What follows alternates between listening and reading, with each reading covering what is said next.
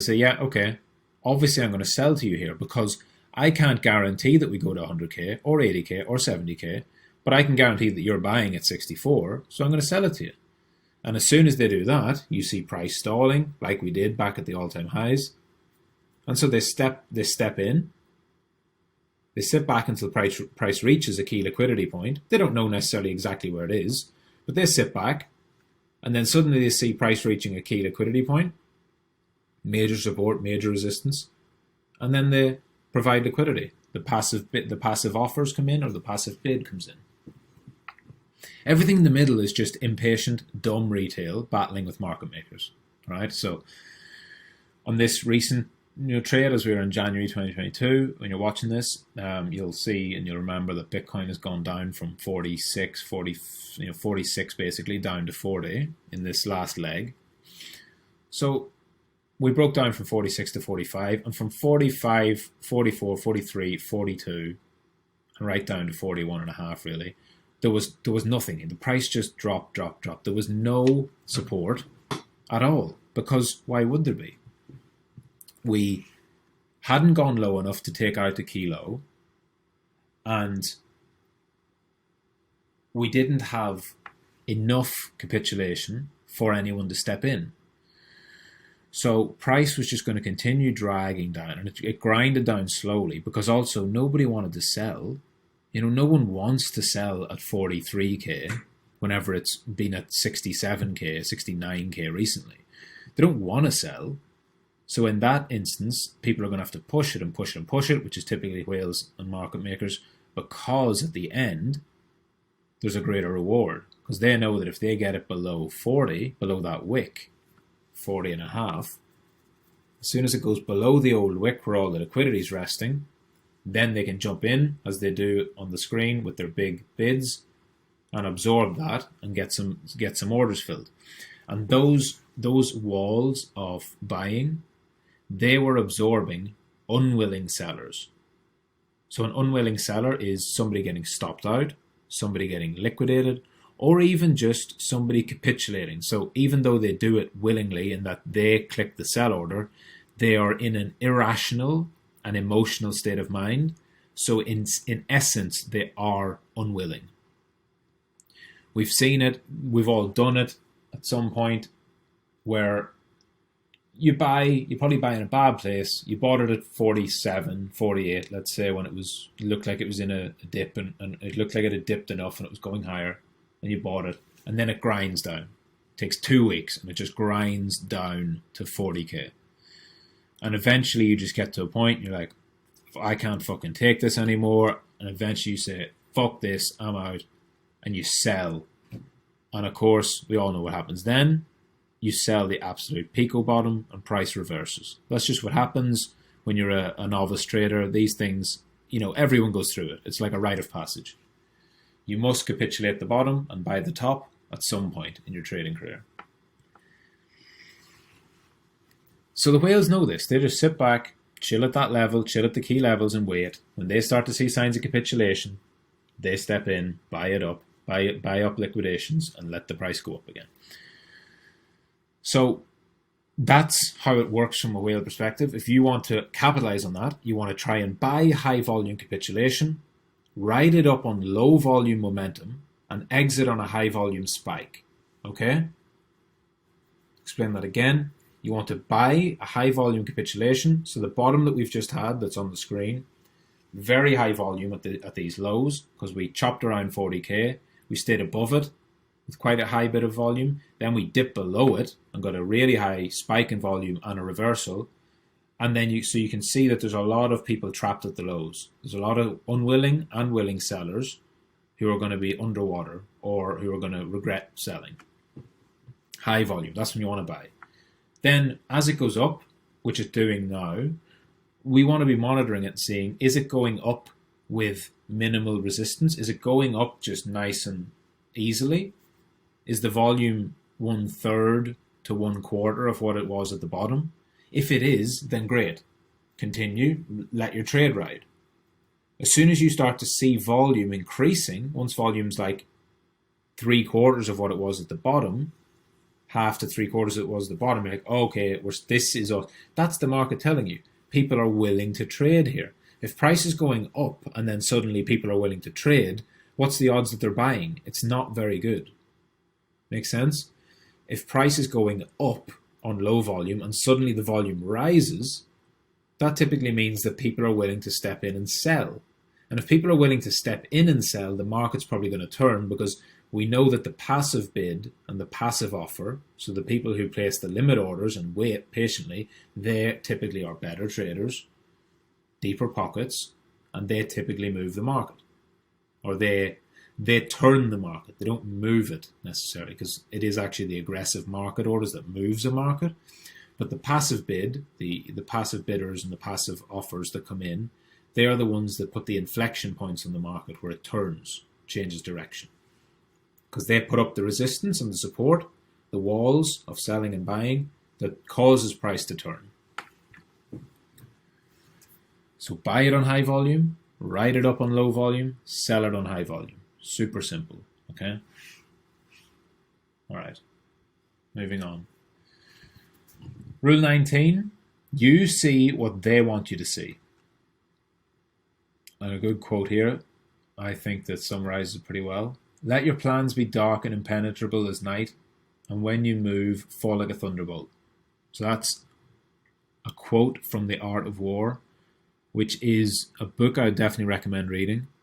It's amazing how accurate and applicable it is to trading. I suppose not amazing, because trading is like war, without the violence. But it is a battle, okay? And the principles, almost all of them, apply to trading. So this particular one, let your plans be dark and impenetrable as night. Okay? That's the part I want you to focus on.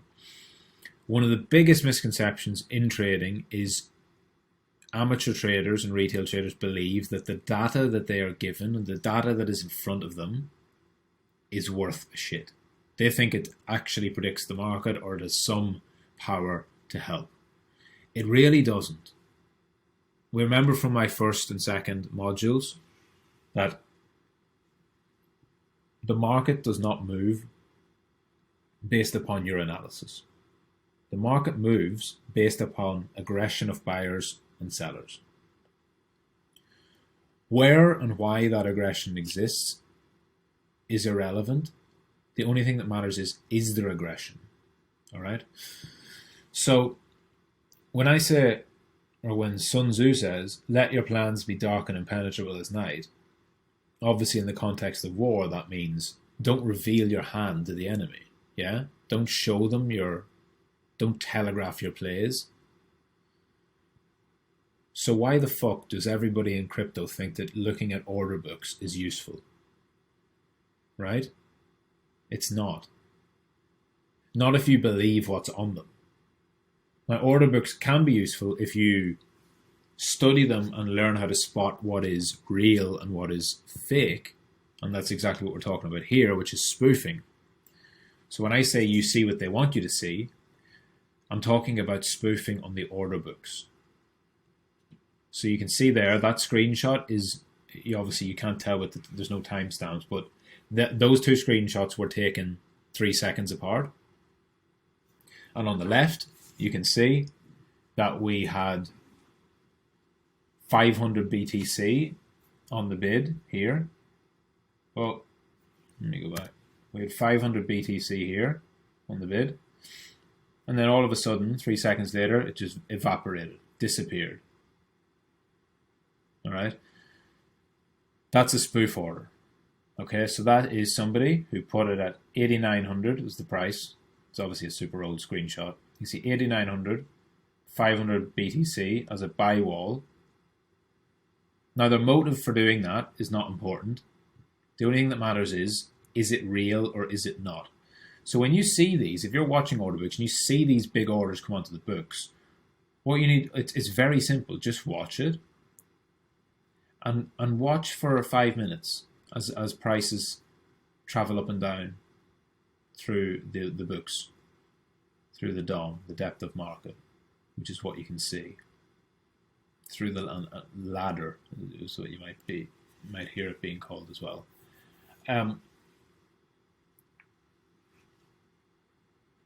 If you watch this for a few minutes and you see this 500 BTC and you see that it doesn't move and the price is going up and down, and that maybe it travels up to the bid here and then some of it starts getting eaten, so it starts going down to 490, 480, 470, and then price moves away again. Then you can ascertain, okay, this is actually somebody who's trying to buy because it got right up to their order and it started eating into it and they kept the liquidity there. You can say, okay, that is genuine support. But more typically what happens is that 500, as price goes towards it, so it's at 8,900. So as we go from 8,904, 8,903, 8,902, suddenly the 500 will disappear. Because they don't want to they don't want to buy any BTC there.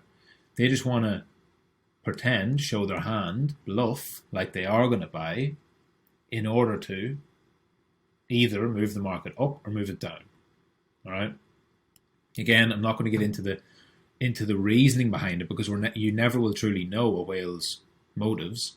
All that matters is, can you figure out if it's real or if it's fake?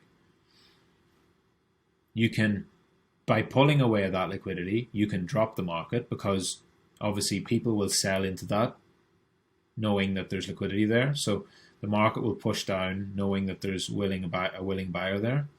But if you then pull that buy away and the market is still selling and there's no liquidity to support it, price will nuke.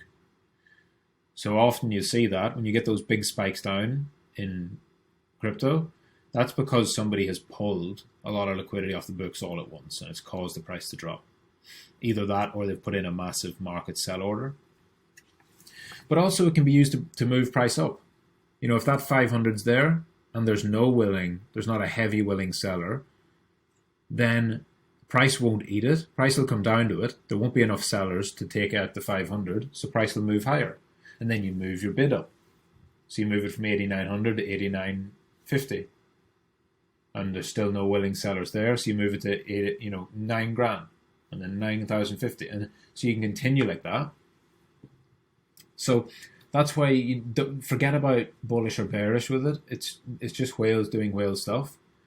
What you need to focus on is this a real order or is it a spoof? And if it's a spoof, then you can trade accordingly. And the two ways to trade a spoof is, if it's a spoof bid, then if price is sitting at the bid for too long, so if that price is there and the bid, you've seen the bid come and go a couple of times, so you know that it's not going to sit on the books, and price is kind of hovering around that level, it's not going up, then that's something you want to be short, or if you're in a long, you want to get out of your long. Because that means price isn't moving up even though there's a big bid there. And when that bid gets pulled, it's just going to collapse. Now, at the same time, if you've got that big bid there and price is moving up and the bid keeps moving up with it, you know that it's an artificial move up. It's not actually aggressive buying that's moving it up. It's a fake bidder. And so again, same thing. Price is moving up, so let it move up. But when it slows, when it loses momentum to the upside, that bid is likely to disappear, because most likely what they're trying to do is take it up from 8,900. They want to take it up to 9,500. They want to fill some shorts higher and then let price nuke. That's what they're trying to do. They're trying to sell higher. So you can trade around it. It's not so much a strategy in itself for trading around it. It's more to get an understanding of how whales think. This is how they think. All right. And anything you see, any piece of data you have, if it's on-chain, if it's a trading view indicator, if it's a order books, if it's market profile, order flow, anything, that's there because they want you to see it. Okay, there are ways of buying and selling without making any impact on the market or minimal impact and showing minimal footprint. That can be done. And trust me, whales are way smarter than the average trader. And they are not putting these orders on the books out of, carelessness. Okay, they're doing it because they want you to see it. So moving on to rule 20.